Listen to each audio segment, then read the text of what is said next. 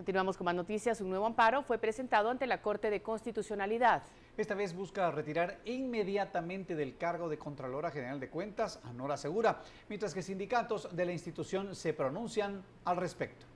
El abogado Ricardo Sagastume presentó un amparo ante la Corte de Constitucionalidad en contra de Nora Segura para que se retire del cargo de Contralora General de Cuentas por considerar que el periodo constitucional venció ayer 13 de octubre. Usando mal los recursos del Estado y sobre todo el caso de la Contralora General. Así que nosotros estamos accionando ante la Corte pidiendo el amparo provisional que implica que entregue de inmediato el cargo y que la Corte, con las pruebas que se van a generar alrededor del proceso de amparo, se le certifique lo conducente y se le procese penalmente. Sagastume explicó que Segura pudo dejar el cargo y nombrar interinamente al subcontralor de probidad, tal como sucedió con el excontralor Carlos Mencos. Al no hacerlo, incurrió en varios delitos. La señora Contralora hoy ya incurrió en delitos a violación a la Constitución, prolongación de funciones, abuso de autoridad.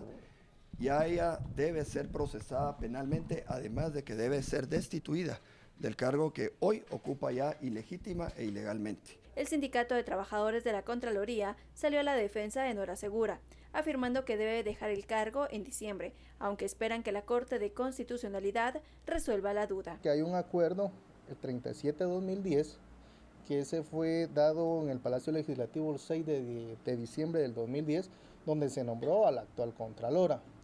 Si nosotros vemos la Constitución, dice que eso es por un periodo de 4 años. Si hacemos cuentas, tendría que finalizar el periodo en el mes de diciembre. Caso contrario, ocurrió con el sindicato de profesionales de la institución, que podrían plantear nuevas acciones en contra de Segura, esta vez penales por mantenerse en el cargo. Considero que las acciones que corresponden van desde el ámbito penal, civil y laboral también, porque consideramos de que hay una prolongación de funciones. Consideramos que también pudiera presumirse un delito de usurpación de cargo o usurpación de funciones. Comunicación Social de la Contraloría informó que la Contralora suspendió temporalmente sus actividades hasta que la Corte de Constitucionalidad resuelva los amparos presentados, aunque no se logró comprobar si llegó a trabajar al edificio ubicado en la zona 13. Por Una Guatemala en Paz, Dulce Rivera y Juan Carlos Pérez. En relación al mismo tema, conozcamos lo que opinan los usuarios de nuestras redes sociales. Buenas noches. En relación al tema de cuándo debería dejar el cargo la Contralora General de Cuentas, hemos preguntado a nuestros seguidores en las redes sociales si consideran que hay desorden en las instituciones públicas. Estas han sido algunas de las respuestas. Romeo Rosales escribió: Guatemala es un estado fallido, todo mundo hace lo que le da la gana y se convierten en millonarios rápidamente. Carlos González dijo: creo que no importa cuándo inició, la ley es clara respecto a cuándo debe dejar el cargo. Alberto Morales opinó que debería obedecer la ley. Escribió: el problema es la Corte de Constitucionalidad o los jueces que pueden favorecerla. Para nosotros es muy importante conocer su opinión, por ello no olvide seguirnos en Facebook, donde nos encuentra como Guatevisión, y en Twitter como @Guatevisión_TV. Soy Silvia María Corzo, nos vemos mañana. Por otro lado, el Tribunal Supremo Electoral hará un recorrido por las universidades del país para convocar a todos los jóvenes interesados a acercarse al tribunal para formar parte del equipo de 5.000 voluntarios electorales.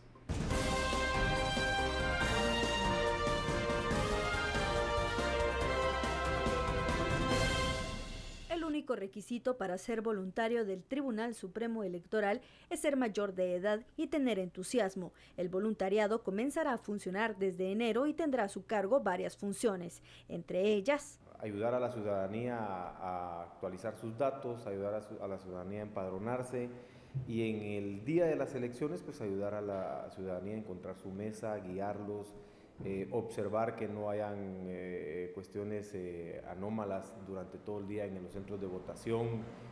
Este es el segundo proceso en el que se va a implementar el sistema de voluntariado joven. La proyección que tenemos de voluntariado es unos 5.000 jóvenes que se puedan adherir al proceso electoral. Los voluntarios no recibirán paga, pero el tribunal cubrirá sus gastos de insumos y alimentación durante el tiempo que dure el voluntariado. Los interesados pueden acudir a la sede del Tribunal Supremo Electoral en la Sexta Avenida 0-32 de la zona 2 de la ciudad de Guatemala. Por Una Guatemala en Paz, Gladys Ramírez y Jorge Hernández. Y el Diario Oficial publicó hoy el acuerdo por medio del cual, a raíz de las actividades políticas del Partido Patriota, suspende al partido por incurrir en campaña anticipada y cancela a Roxana Valdetti como secretaria general. Asimismo, se adjuntan los votos razonados de Rudy Pineda, presidente del Tribunal Supremo Electoral, y de Jorge Mario Valenzuela, vocal segundo. 20 días han transcurrido desde que el tribunal resolvió esto, tiempo en el cual 2 amparos respaldaron a la vicepresidenta y la restituyeron al frente del Patriota. Veamos ahora cómo la riqueza y la pobreza están distribuidas de forma desigual en el país y mientras eso ocurre, la capa media decrece. En el siguiente reportaje indagamos cómo están distribuidas las clases sociales y cómo las oportunidades de desarrollo son distintas. Estas son las dos Guatemalas, la moderna mediante la prosperidad del siglo XXI y la que se quedó atrás con menos oportunidades de salir adelante. Pero ¿cómo está distribuida la riqueza y la pobreza en el país y cómo la clase media ha decrecido en los últimos años? Acudimos a las estadísticas y a la academia con el fin de calcular las condiciones de desigualdad que son visibles al detenerse y observar las diferencias de vida desde cualquier punto del país sin ir tan lejos en la capital. El experto en estadísticas Juan Pablo Pira del Centro de Investigación ACIES da una aproximación sobre la clase baja, la cual representa el 89.9% de la población, la clase media en 9.8% y la clase alta el 0.5%, en base a la última encuesta nacional sobre condiciones de vida del INE. Este economista se muestra escéptico sobre el término distribución de la riqueza, pues asegura que la riqueza se distribuye todos los días. Acaba de darse una transferencia de recursos de una persona a otra, simplemente por una negociación. Entonces, todos los días se está redistribuyendo. Yo creo en el progreso legítimo, creo en el progreso a través del trabajo y el valor creado y le voy a llamar riqueza acumulada por medios legítimos y voluntarios. Señala diversos matices sobre el tema ricos y pobres y una marcada línea entre la pobreza y la riqueza en el país.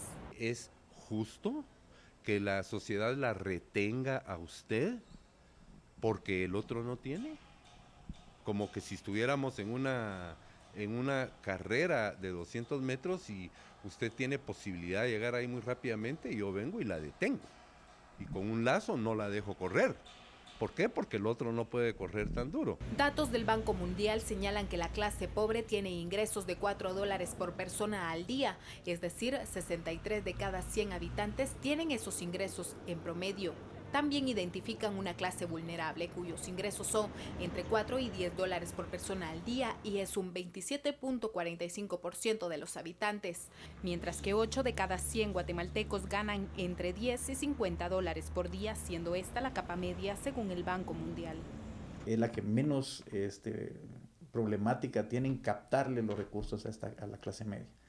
La clase rica tributa en función a su ingreso y a su consumo, ¿sí?, que de alguna manera también define cierta capacidad de pago para los tributos. La clase media, sobre quien recae la mayor carga de los ingresos tributarios al evadir difícilmente el pago de impuestos, no ha crecido lo suficiente en los últimos 12 años. Por supuesto, no hay, digamos, empleo, te están incrementando los impuestos, entonces automáticamente una capa muy importante de la sociedad pasa a lo que es pobreza.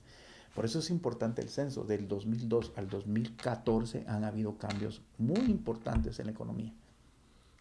Pero el dato de población no lo tenemos para de alguna manera clasificar cómo estamos. En ese rango, datos del INE señalan que en 2011 el 46% de la población no era pobre. Por supuesto que ese 46%, hay personas que están cerca de la línea de la pobreza y hay personas que están muy lejos de la línea de la pobreza.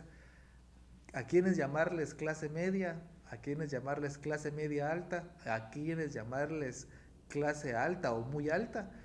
Eso va a depender de criterios metodológicos. Pero para establecer las diferentes capas sociales se necesitan datos fríos sobre el número de guatemaltecos por medio de un nuevo censo poblacional. focalizar esta problemática en el país, vuelvo a insistir, el Instituto Nacional de Estadística debe levantar ese censo. Es la única institución que por ley puede darte esos datos fríos, ¿verdad? Eso es lo importante. ¿Cuántos indígenas hay en extrema pobreza? ¿Cuántos ladinos? ¿Cuántos hombres? ¿Cuántas mujeres? ¿Cuántos niños? ¿Cuántas niñas? Vital para calcular la pobreza extrema y la pobreza en el país, para enfocar las políticas públicas que atan el presupuesto general. Aunque es difícil establecer una metodología para diferenciar la capa media y la alta, es claro que la capa más baja del país son evidentes cuando las necesidades alimenticias no alcanzan el nivel de calorías diarias de una persona. La pregunta es, ¿se ataca o mejoran las oportunidades?